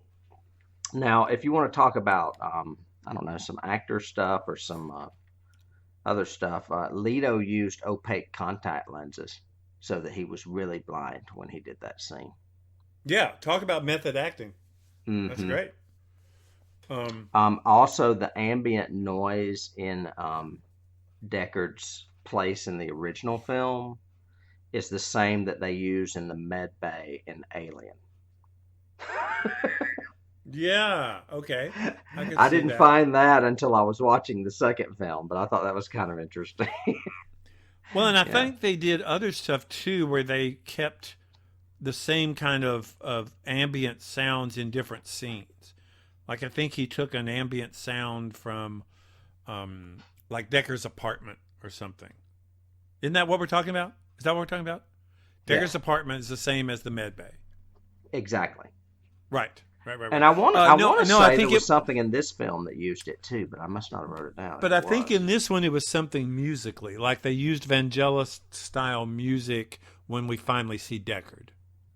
I think there's something like that. I'm trying to remember the Las Vegas scene and all that. Well, and I do know that the very last scene when he's lying on the steps and it's snowing, they use the same music that they used during Batty's death too. Yeah. Yes. See, that's what I remember that too. Casting wise, are you talking about actor wise? I know that I think I'm pretty sure that the Rachel that Wallace tempts Deckard with is CGI. That's not really Sean Young because she's not in this movie. No, but they do give her billing, which I found interesting. I guess they have to pay her because it's her image. Interesting. Because she is billed as a cast member in this movie. But they CGI'd her for that. Mm-hmm. Yeah. And they said that they worked really hard on it because they didn't want to get any crap from the people that gave Star Wars crap about Leia and Peter Cushing. Okay. So he said they really, really worked hard to do minimal pieces of it to where it just looked really, really good. Cool. Yeah, I thought it was a good scene. I love I love the production design of that room. I loved the lighting. I loved all that whole final interrogation scene with Ford and Jared Leto. Yeah. And then she just pulls out a gun and shoots her in the head. Yeah. Oh, you don't like her? Okay, boom. So, question, did you like the overall plot of this story? I did. I like I said, I had trouble with the length.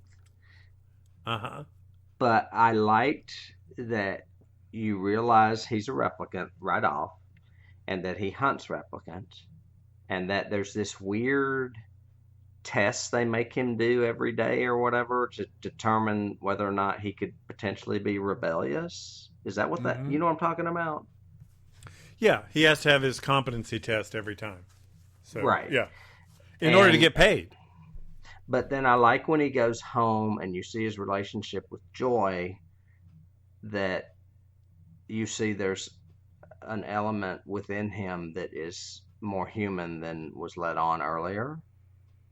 More and human that than he's human. on his own journey, so to speak. Like all the replicants, I guess, in any of the Blade Runner history that we've seen. And then I like how, obviously the plot twist when they start to realize that he is breaking away and that, they may have to put him down, and then, he goes off and does his own thing because he's got to go or they're going to kill him. Yeah. Yeah. I think I think it's interesting that they teased that he was the son of Deckard. Because that is the general direction I was expecting it to go. And then when you find out it's a girl, it's kind of like another plot twist.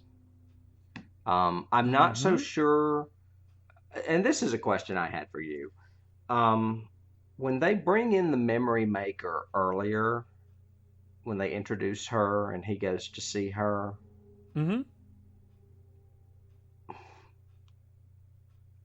how does that play in that she is the daughter of Deckard and Rachel at the end? Major spoiler. Because he remembers the memory, and it was her memory, and he thought it was his. That's how he knows. Okay. It's an implanted memory thing. I knew there had to be more of a connection. Well, what they wanted to tell in Blade Runner with the whole unicorn thing, it's the same kind of gag. It's his memory, he realizes, is really hers, which means she's probably the other replicant. Because, remember, he asks, I'm trying to remember, he asks the resistance woman, and she says that memory was given to several people after she was born to kind of help confuse. So it was given to several replicants afterwards.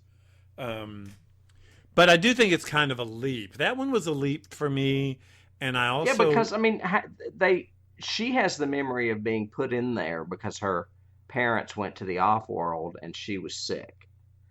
So did the resistance put her in this little prison? And how is it that Neander Wallace or whoever it is that's making replicants is using her memories or buying her memories or whatever it is that? Am I making sense here? Yeah, I mean, I'd have to watch it again to double check that, because that is a good question. I mean, because she's supposed to be a big secret, but if she's the memory producer, somebody's buying her memories or using her memories in these replicants, and I'm assuming it's Neander Wallace since Tyrell is dead. Yeah, but the point is but that was the thing I got out of it. They're hiding her right under his nose, literally. He's actually been working with her the whole time for replicant creation and memory work, and not realizing that she was the actual birthed replicant. Okay. I could see that. His MacGuffin, I think they needed a little more clarification on that. Yeah, I would have liked a little more clarification on that. And my one that I have in here is I would have liked a little more clarification on either Wallace is totally attuned or some other reason other than I can't produce them fast enough, so I need them to replicate so I can have more slaves. Because that's basically his through line. His motivation is, we need to mass produce these people. I can't make them fast enough. I need them to figure out how to screw and make more replicants. And I got confused because was that it? Or was he actually trying to make a perfect replicant that could replicate? And almost like a miracle, the other replicants keep calling it a miracle, but, his God, does he want to be God? In other words, make a creature that can replicate itself. And I just kind of lost his motivation in there. It didn't really seem to work for me a little bit in there. I like the way Jared Leto did it. I was just going, I'm not sure I'm totally buying you as this Wallace character. And what's wrong with you? Kind of thing. But yeah, those are good questions. I actually want to rewatch it again now and just see where did that first string come from that the K character said, oh, she's the one. Interesting. I need to look back at that and see where that revelation I kept wondering. I just kept wondering. I guess it was actually the very end of the movie last night when I was like, wait a minute. Okay, I get it. They're making her the one, and it was obviously placed earlier in the film, for our benefit, to go, duh, revelation. But then I was like, is it really a revelation? Because I'm not quite sure I understand how she is the one. But, yeah. So I was like, make a note to ask David to explain this. And he couldn't answer it either. So, yeah, we definitely have to go back and look at it. Oh, my God. They're going to take away our card. I do. But I do our clout card. Like I said, I do like Leto in it. I just think that it was odd that I just couldn't get his motivation either. I did read that there were 3 shorts that were released prior to this that kind of like tie in the story. Yeah, I read that too, but I haven't seen them. Yeah, I haven't either. I haven't seen the Blackout one or the other one, but I guess it was a publicity campaign sort of thing that they did for it. I have in my notes and stuffs that what's her name, Joy, that I really like. I had never seen her before. This Ana de Armas. Yeah, that's her. I'd never seen her before, but thought she was great. She's going to be one of the new Bond. I don't know if she's going to be a Bond girl or if she's going to be in it, but she could certainly qualify as a Bond girl, if you know what I mean.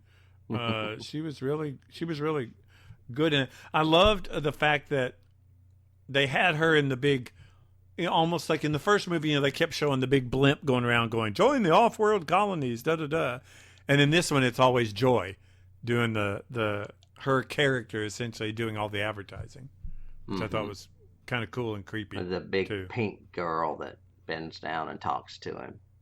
Yes. Yeah. That's weird. Yeah. I liked the fact that, again, they did the same thing. There was a subtext in Blade Runner, but it's in this too, that which kind of actually, now saying it out loud, kind of gives credence to the fact that Deckard is a replicant, even though obviously now he's not. But Who says? Oh, that's true, because he lives. The humans, the whole Tyrell company thing was more human than human. That was their catchphrase. It was their catchphrase, yeah. And in both of these movies, the replicant characters feel and act more human than the humans do. Gaff is a human, yet he acts like we picture a replicant, with very little emotion and very meticulous and methodical and all of that. Bryant, the head of the detectives, is a douche nozzle. I mean, you just don't like him at all, and he has no compassion. He calls them skin jobs, all of that kind of stuff. Mm-hmm. The replicants are more compassionate, or even not even a replicant. Joy is a hologram? Yeah, so even she has more feelings and emotion than like Kay's boss does, or than Jared Leto does. So I think that was a cool writing element in both screenplays. I'm not really sure what Joy was. Was she like just software for his benefit, or was she a hologram, or both? Well, not just for him. She was a hologram that you could buy, because they talk. Some of the advertising you hear in the background is about upgrades to your Joy. Mm. So and she it's like, somehow assimilated into that other Extreme. person. She what? That woman that came in, that's like the prostitute that looked like Pris. Yeah. That came in, and she kind of assimilated into her somehow before they had sex. Yeah, because he can't have sex with a hologram, but he can't have sex with a real person. I know, so Joy just kind of. It was weird how they like merged. It's like, I love the way they did that. Yeah, I love the way they did that scene. Mm-hmm. But yeah, she was essentially projecting her image on top of the woman. Was the way the way I kind of took it. It was the a menage. Made it look different. The effects made it look like they became one and the same. Yeah, like when she moved her hand, all of a sudden it was two hands and then it was one hand. Right. It was a merge, like a menage a trois sort of coolness. It was, it was Pornhub in a holographic world. Now, I think I knew what they were doing, but the effects made it a little misleading, is what I'm trying to say. I understand that, you're trying to merge the hologram with the physical, but it almost looked like they really did merge, like cellular, is what I'm trying to say. Yeah. Well, I also think it's one of my, to me, it's like a groundbreaking scene too, from a filmmaking perspective, to be able to merge them the way they did, because it was two different actresses that did it, and they had to mirror each other, but slightly off, in order to be superimposed and double exposed. Yeah, I thought it was cool how the prostitute looked like Pris. I agree, totally. Yeah, because that's like the model for the the slutty prostitute was Pris. Mop hair, mini skirt, punk looking. Yeah, garters, the whole the whole boots. Yeah, so it's every fetish is thrown into one girl. Yeah, right. Totally agree. But I think but I just really like the whole concept of the way they filmed it, the way they shot it. I thought it was really well done. Mm-hmm. Um, but yeah, she was, and his affection for her. I mean, she was his companion, and that's why he reacts so badly when the bad girl kills her, or whatever, or crushes her, the emitter. I liked it. Okay, talk about uber geek here. I like, because one of the things I don't like about Star Trek Voyager is the holographic doctor, because he does stuff. I mean, like, he operates on people, he pushes objects, he moves chairs, and he's a freaking projection. Okay, because they call him a hologram. And Joy can't do that. She can't move stuff and can't do stuff because she is a projection. So in order for him to have physical contact with her, he has to have a physical person. Right. Yeah, and I mean they demonstrate that when she puts the plate of food down and it's not the real food. Right. It's a projection over the food that he actually has there. So the same way she reads her emitters and her projection or whatever, sees the whole room and sees where he is and can react to him and eye line and all that, she essentially wraps herself around the prostitute, and they kind of merge into one person, which is cool. We need one of those. Where do you buy that technology? Let me tell you. It's cool because it's pervy. Well, okay. Of David Horton. There you go. No. I have a few keys. I really don't have many more notes, but I did have. Yeah, me either.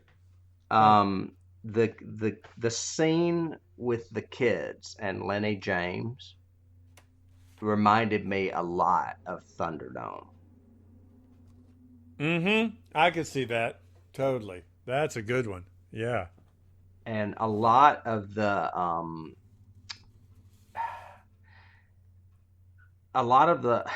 it reminded me of Fury Road too. But the kids in particular reminded me of Thunderdome. I didn't really see the Fury Road other than the orange coloring in Vegas and some of I was thinking the Vegas stuff. Yeah, kind of reminded me of Fury Road. Yeah. Well, I could see, the whole casino scene in the gunfight in the casino reminded me of Ready Player One, because they have the same thing. And I've not seen that, but yeah, I could see that. I love how you see the Luxor and stuff, even though it's in the future. Yeah. Oh yeah. And you got the impression that was, I think, I can't remember if there was they made a reference to it or whatever, but you got the impression that it was irradiated, that there was that there had been a nuclear attack or accident in Vegas. That's why. And why does he have electricity? Maybe he has a generator like in I Am Legend. I'm sure he goes out there and cranks it like a lawnmower. Yeah, he makes his own gasoline or something, whatever. We talked about everything on my notes. This movie also, we mentioned it. This movie did not make money either. It was not considered a financial success. As a matter of fact, it lost money initially. I have on the stats, it cost $150 million. It only netted in the United States 92. So that's pretty devastating loss, but it's already starting to get, fan base status and all of that, which I think that explains why I could only find it on Cinemax. Could be, maybe, I guess. I had to do a little trial subscription to Cinemax because no one else had it. Oh, really? Yeah. I did not know that. That's why I started watching Soldier, because they had that too. Yeah, and if you go on IMDb and go under the quotes, there's such great writing in this. Even simple stuff, like I'm just looking at some of the quotes on IMDb, and the Anna Stelline, who ends up being their daughter, has a line that says, "There's a little bit of every artist in their work." which is so cool. And just, Yeah, I mean, it's just that got is some good. great dialogue. Deckard's line about sometimes to love someone, you've got to be a stranger.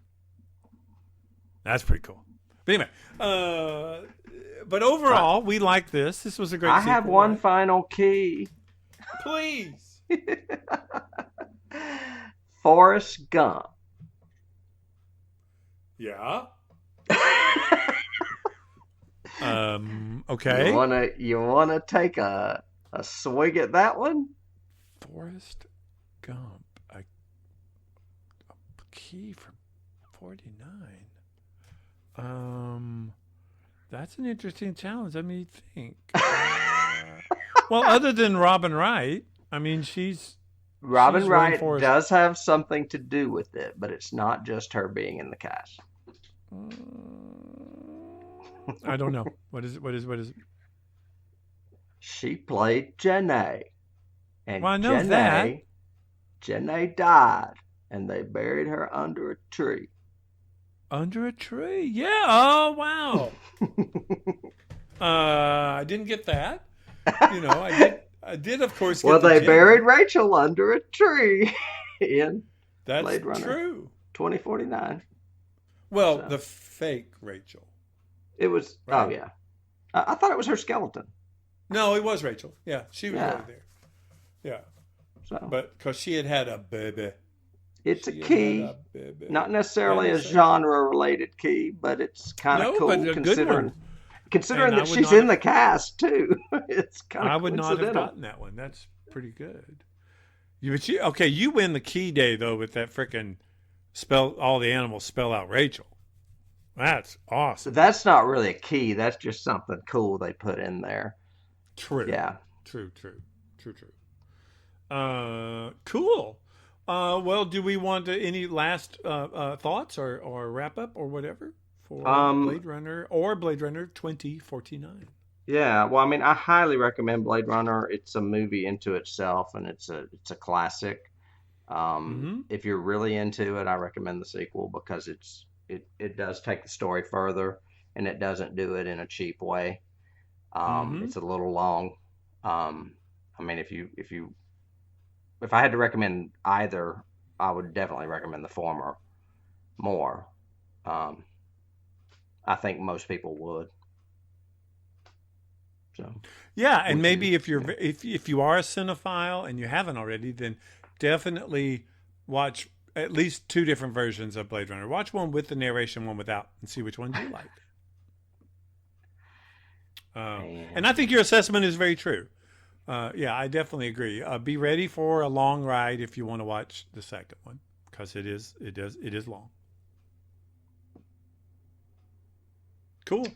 Yeah, I guess Tim? we're winding down here. Other than this week's episode, we've got some other great stuff coming up around the bend. I don't have my Yes. list in front of me, but there's some stellar movies coming along the pike. There are. Maybe And bring please make sure to like us, give us a review, make sure you subscribe, send us emails. Our emails are both, Tim and David at johnnyeskeys.com. So please get in touch with us. We want to hear from you guys. Yeah, we'd like to hear what you think. Thank you all for joining us. And thanks, Tim, for doing this with me again. Thank you, David. All right. Talk to you next time. Alrighty, bye.